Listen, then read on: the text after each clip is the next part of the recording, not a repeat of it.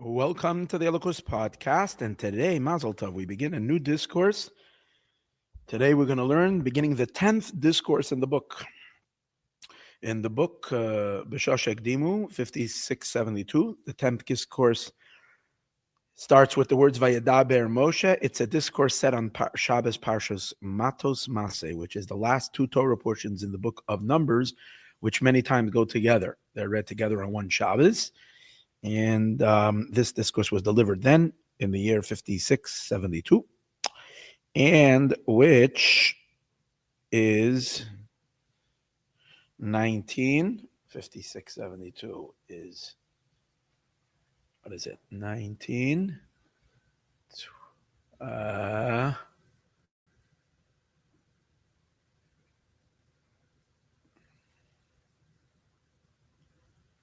Yeah. 1912. Okay. So this is, again, class number one in this discourse. And we're also going to be class number one in chapter 37 in the overall book. So here we go. Like as we mention all the time, the discourses always try to connect the Rebbe Rashab, the author, wrote this long essay as one continuous idea, as he takes us through exploring all the fundamental principles and fundamental ideas that he's explaining over here. However, he broke them up into individual discourses, and in each discourse he said in a different Shabbos or holiday and the like. And therefore, he connected always. He would add a beginning and an end to end, in which he would relating to that week's Torah portion, in which he can find an idea that relates to what he was in the midst of explaining. So this is the discourse that begins the Torah. The Torah begins at the end, the second to the last Torah portion, before, at the conclusion of the book of Numbers, speaks about the mitzvah of how to deal with a vow. If someone makes a vow, how do you deal with a vow? The annulment of vows, the power for a husband to annul his wife's vows, and the power of a father to annul his daughter's vows, and also a general idea that you have to keep a vow if you made a vow, and so on and so forth. So the Torah portion begins that Moshe speaks to the leaders of the tribes about this mitzvah. So Moshe speaks to the heads of the tribes. Libnei Yisroel, for the children of Israel, the heads of the tribes of the children of Israel. Lamar, saying to them, this is the matter that God instructed, that God commanded. We need to understand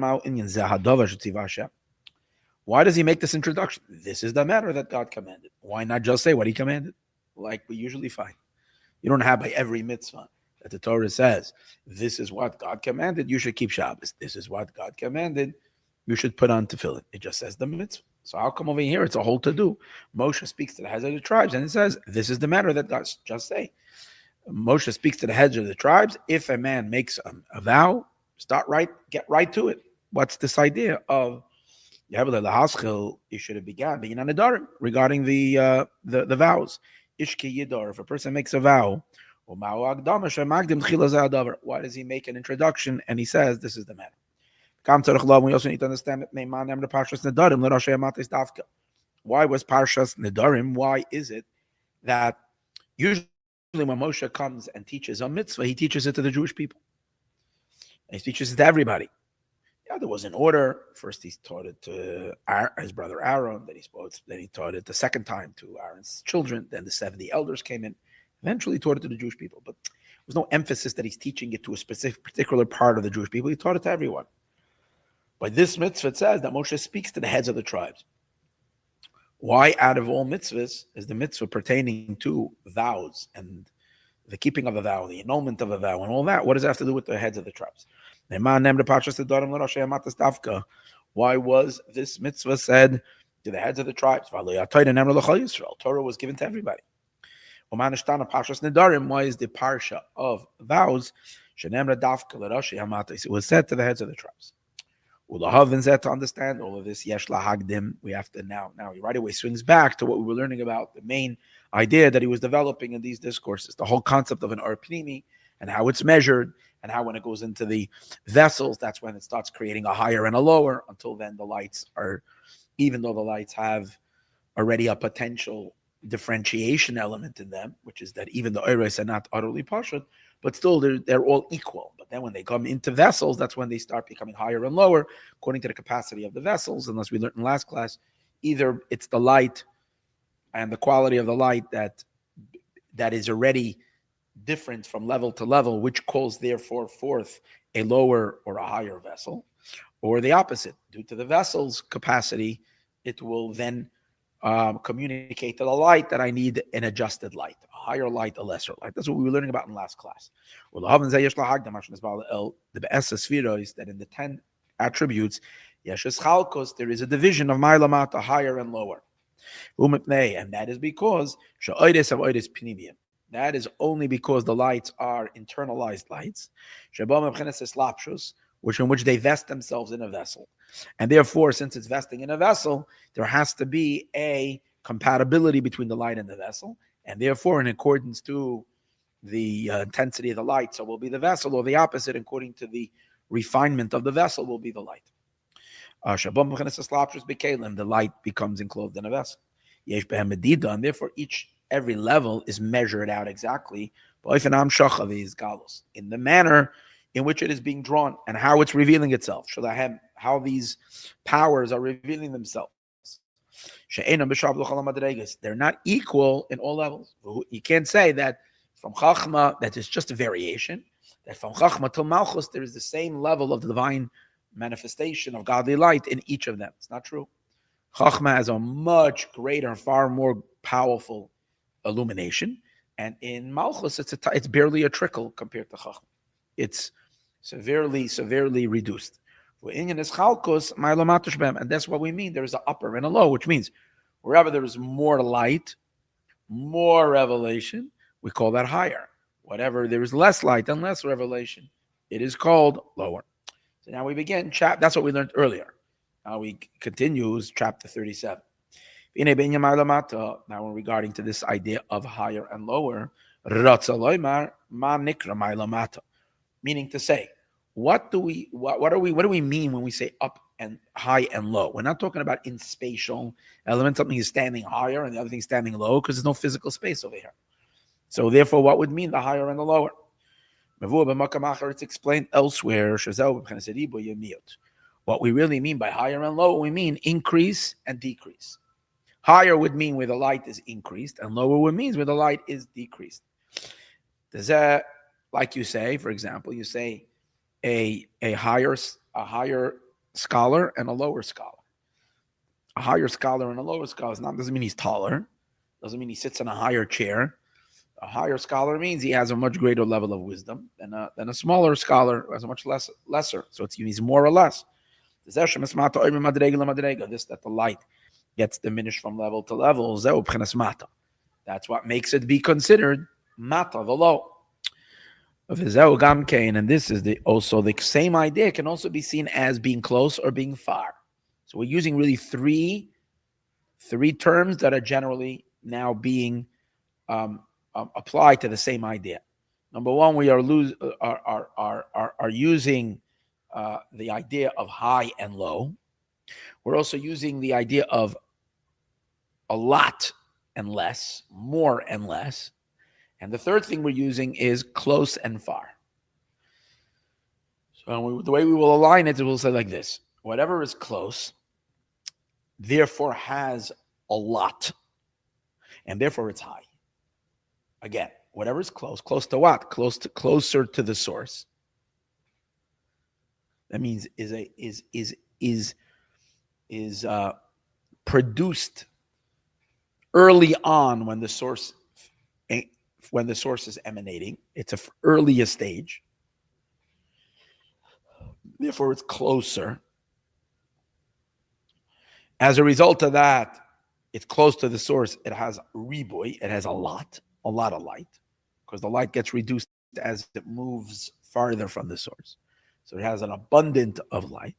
Because of that, it's a very high level, a very high, lofty level. High meaning it's something that we value with a greater value. Okay. So that's the third thing he's saying over here. Zelle Gamkin is also the idea. They all run along the same idea, the same line. It's just different descriptions for it. In Yakiru v'richuk, being close or being far. The Bekarov, when something is close, made or begili, then the light is shining in that level in a more revealed way. The Zauriboyar, which that means a lot of light. V'hagiloi, a lot of light and a lot of revelation. And wherever it is getting more distant, and distant over here means it's not so close to the source. What does that mean? It's 10 evolutions further, or 3 evolutions further. Now, in order to bring this forth, the light is going to evolve another 2-3 times, or another time. That means it's farther away. Misalim, and as farther as it gets further away from the source. Think of it as a beam of light. A beam of light is more bright closer to the source of light. You have a powerful flashlight. The beam that's very close over there is very bright. You can't even, it blinds you. But if that flashlight light, you go 1,000 feet away, it's much less light. And if you go 1,500 feet away, it's even less. It decreases as you move, so the light gets less. Anyway, that it goes farther, it becomes hidden, and the light gets diminished. So this is also the idea that when Hashem emanates this kav, God emanates this one again. What did we learn? First, God's light was filling everywhere. Then Hashem retracts his light and reabsorbs his light back into himself. And that idea of reabsorbing the light back into himself is the idea that's called the tzimtzum and the chalal and the makom panui, the empty space. But that is just the pure nothingness. And that creates space for the creations. But there's no creations yet, because if there's no input, nothing can exist. Then Hashem re-inputs himself, re-inputs his light, his revelation. But he does it through a measured beam of light, which is the kav. And that beam of light, which is the kav, has the beginning of it. That means it at its closer to the circle, closer to the upper circle, which means just the first revelation of that light.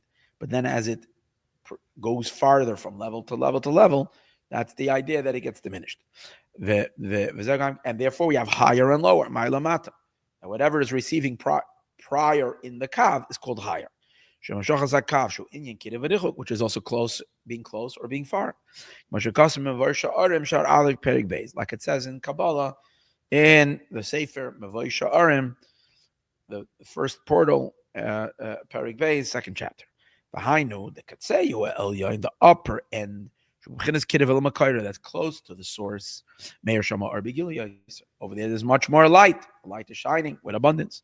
And everything, and as the light moves away from its source, mismat, it becomes diminished. And the light becomes less.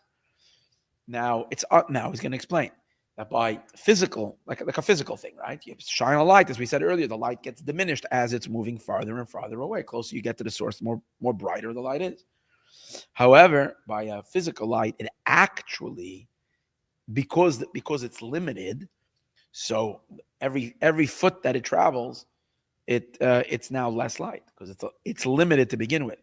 But when we're dealing with an emanation of God's infinite light, infinity doesn't travel and get weaker. It should be then just as potent and just as powerful, even a billion gazillion miles away as it is from the beginning, because it has infinite power. Infinite meaning it goes at unchecked power, limitless power. So how do you say that even above? Also, we use this as an example. The closer there is, there's more light. The farther there's less light. When this shouldn't apply. So he explains. He can explain that in a minute. But first, he's going to give the example in general from a physical thing.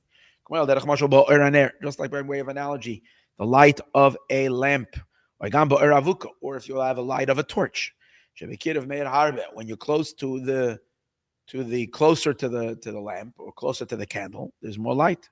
The farther you go away from the candle, it gets darker, it gets dimmer. It's not so bright. We're not dealing with a different light. It's the same light. When it departs and it goes farther away from its source, it gets hidden, it gets umismat and diminished. And this obviously doesn't require too much meditation on, or too much. It's very simple. Every light that we know travels to a certain distance, and as it is traveling, it peters off, is weaker and weaker. As you're getting closer to the source, it's fuller. However, he says over here in the parentheses, is the idea that I mentioned earlier. When it comes to a physical metaphor, over there the light actually ends. But in the spiritual realm, you can't say that. Especially when you're dealing with the realm of the divine, it's Ein Sof. You can't say it gets weaker. What it means over here is not that it gets, that it actually, the light is the photons of the light get less. The light itself is diminished. That doesn't happen in a divine emanation. The light always remains exactly as it is at the beginning. That's how it is at the end. However, in terms of its revelation, Hashem dictated to the light as follows. The earlier energy flowing at an earlier state, which means higher up in this evolution chain, over here you should release and open up and allow to be seen a greater revelation. But the reason I need you to be aligned is because as you continue on, I want you to restrict the light that's revealed, the energy, the wattage that you are releasing, or that you are emitting. And then as you move further to the next world, which would be in the way of the example, in the mashal, as the light continues on farther away from the source, you restrain yourself even more and give. So it's not that essentially the light has been diminished. It's not like a physical light that essentially loses power. It doesn't essentially lose power, but in as much as anybody benefiting from the light is not showing its power. It's like a bulb that you can have it up at 100, or you can dim it down to 90, or you can dim it down to 80. So the kav is a dimmable light, even though its potential is to be infinitely bright and continue on in its potency, no matter how far and no matter how many times it continues lower, or what you might call lower, to lower existence. No, it should remain just as potent. Of course, it could do that, but that's not the intention of the emanator, and therefore he almost like decrees upon the light that the light must silence itself and dim itself as it is continuing on into the lower realms of creation. This is the idea of the diminishment. And this is what it says in Eitz Chaim, fascinating idea. That if you look at the 10 spheres, where the kav is traveling through the 10 sephirot in Atzilus, that in Chachma, which is the first level, Meir Orein Sof Bekirov. Over there, the Orein Sof is shining. The words he uses in Eitz Chaim, Bekirov Makom, in a close place, just like you're close to the source. So just like when you have the source and you're immediately very close to that source, there's a lot of light. So Chachma is the first recipient, and a lot of light filters into Chachma. Ubebina, when it comes to Bina, it's like a light shining into a bedroom, but the light itself is very far, not so close. So that, and if you have a car that turns on its brights, especially if it's one of these trucks, these Chevrolet big pickup trucks, see these lights, they blind you on the road. So put that on outside your house, turn on the brights and let it shine at the house. Very, very powerful. But if you move that, if the truck backs up the long Texas driveway, and then it's shining from there, the light in the bedroom or whatever other room gets dimmer and dimmer and dimmer, because the light, these bright lights, have moved b'richuk makom, have gone to a further way. So the same is above. In Chachma, which is called Kirov, it's close to the source, there's a whole lot of illumination. But in Bina, b'richuk makom, which is far, it's still shining, but it feels like the light is shining from a distance. But in the Ze'er Anpin, which is even lower than Bina, the 6 emotional attributes that follow bina. Derech over there, the light is coming through a window. And when light comes through a window, you can't compare it even to a diminished light that is outside, right? So let's say like this. I gave the example already of shining into a house, but let's imagine the truck, the beam of the truck, it's just shining on the road. It goes a far distance.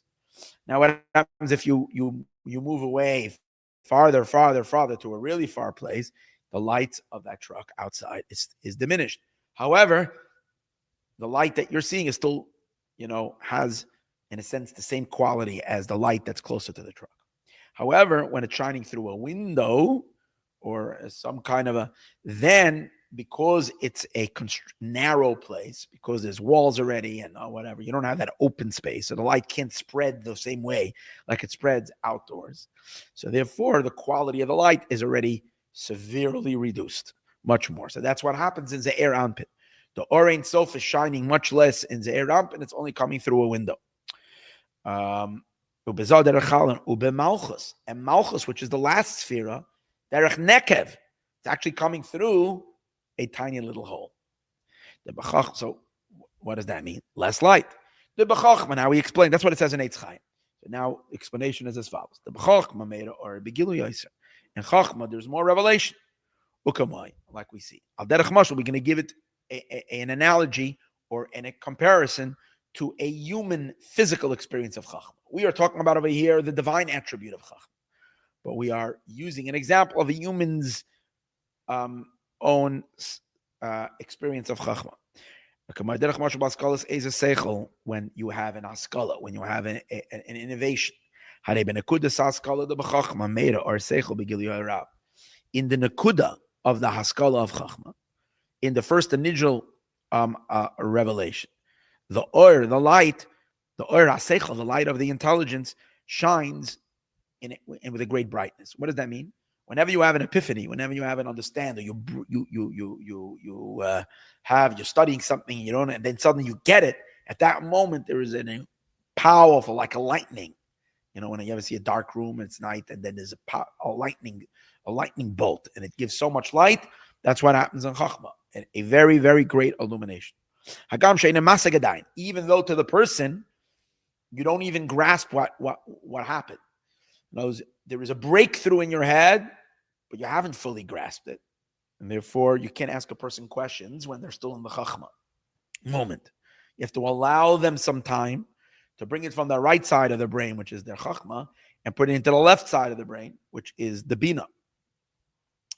So even though in the Chachma, you're not grasping it yet, Adayan, as in Sichli the Seichel, Eichomahu, how it is and what exactly it is. But there is a lot of lichtigkeit, there's a lot of illumination. But then when you finally feed it into your mind, which is the left side of the brain, which is the analytical side of the mind, what happens when it enters into the grasping of Bina, automatically, since you're grasping it in a vessel, the light is going to have to reduce itself. Remember, we learned the more vessel, the less light. Nismata, or the light goes less. Even though the Ikar Asagas Inyan, even though the person has a better grasp on the subject when he has a Bina, but you lost a lot of that brightness. You can, as we learned earlier about it, that you can never come back. Even when you try to get the Chachma back into the Bina, it's still not as bright as the initial moment. That's just the way it is. The Ikar Asagasa Inyan Bina. The main understanding of it is in Bina. The Chachma, because of Chachma, Agam Shugam Kenyadiya. Chachma is also called knowing, but it's still floating above you. It's not it's called knowledge, but it's not called grasping. Like it says already. The Inyan Hasaga and the concept of Hasaga, which is grasping, Bina Dafka. That happens in Bina. But nevertheless in Chachma, there is much far more light like it is in Bina. Like we learned earlier in the last discourse, how we explained how there is so much more light in Chachma than there is in Bina. Nevertheless, but even in the Bina experience, which is, again, he's using a human experience over here, and then he's going to extrapolate the same thing applies above. But even in Bina, there is also an expansion of the Mochen. The Mochen Bechlal Meir Bem Giliar, because in general, intelligence has a lot of light in comparison to emotion. Emotion is more personal, it's more affecting the person, but there's less illumination. Masha came bizarre, which isn't the case in the Zeir Ampin. The light is coming only through a window, which is even more diminished. And where do we see that when light comes through a window, it's more diminished? He brings in a proof from a halacha. Just like the light of the sun. Is when it's outside of the house. It is very, very broad. It's everywhere. The light is spreading throughout the entire outdoors. But when the light is coming through to the house through a window, it's only through the window. And therefore, whatever is standing opposite the window is going to get a lot of light. If you're off to a little bit off to the side, you're going to be getting much less light. Because the walls of the house block the light. And therefore, you will never get just on sunlight a brightness like when you walk outside.